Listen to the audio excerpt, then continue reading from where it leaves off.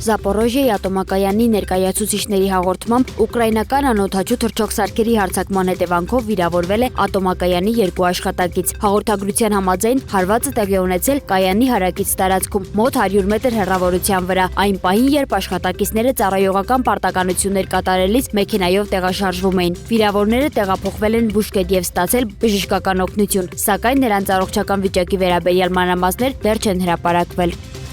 Իսրայելի պաշտպանության նախարար Իսրայել Կացը չի բացառել Իրանի դեմ գործողությունների վերսկսումը։ Նա հայտնել է, որ անհրաժեշտության դեպքում Իսրայելը պատրաստ է վերսկսել ռազմական գործողությունները։ Կացի խոսքով Իսրայելը շարունակելու է գործել այնքան ժամանակ, մինչև լիովին չեզոքացվեն իրանական սպառնալիքները եւ ապահովվեն երկրի անվտանգության նպատակները։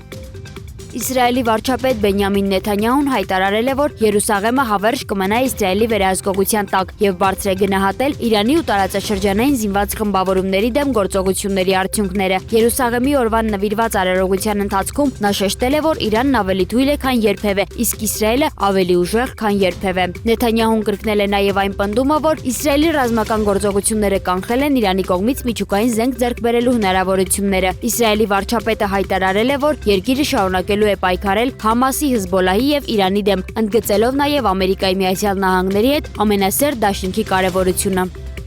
Եմենի միջազգայինորեն ճանաչված կառավարությունն ու Անսար Ալլահ շարժումը համաձայնության են եկել գերիների փոխանակման վերաբերյալ։ 3 ամիս տևած բանակցություններից հետո ստորագրվել է համաձայնագիր, որի շրջանակում կփոխանակվի 1728 գերի։ Համաձայնությունը ներառում է արաբական կոալիցիայի զինծառայողների, Եմենի կառավարական ուժերի ներկայացուցիչների, նաև հութիների վերահսկողության տակ գտնվող քաղաքական գործիչների ու լրագրողների ազատ արձակումը։ Հիշեցնենք, որ Եմենի հակամարտությունը շարունակվում է 2014 թվականից։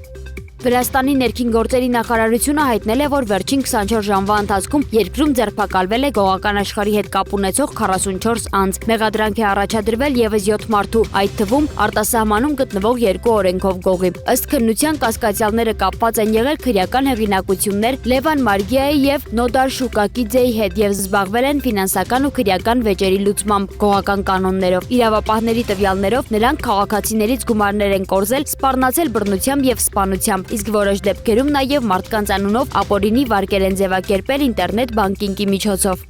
Միգել Դիազ-Կանելը հայտարարել է, որ Կուբան պատրաստ է ընդունել միջազգային օգնություն, այդ թվում Ամերիկայի Միացյալ Նահանգներից, եթե այն տրամադրվի մարդասիրական սկզբունքներին համապատասխան։ Նա նշել է, որ Կուբան ունի միջազգային դոնորների հետ ծավալուն եւ կառուցողական գործակցության փորձ։ Դիազ-Կանելը միաժամանակ քննադատել է Վաշինգտոնին, պնդելով, որ հենց Ամերիկայի Միացյալ Նահանգների քաղաքականությունն է նպաստել Կուբայի ծանր հումանիտար իրավիճակին։ Նրա խոսքով իրավիճակը հնարավոր կլիներ արագ մեղմել, եթե թուլացվեր կամ վերացվեր Ամերիկայի Միացյալ Նահանգների սահմանած շրջափակումը։ Կուբայի նախագահը որպես առաջնահերթ խնդիրներ նշել է վառելիքի, սննդի եւ դեղորայքի պակասը։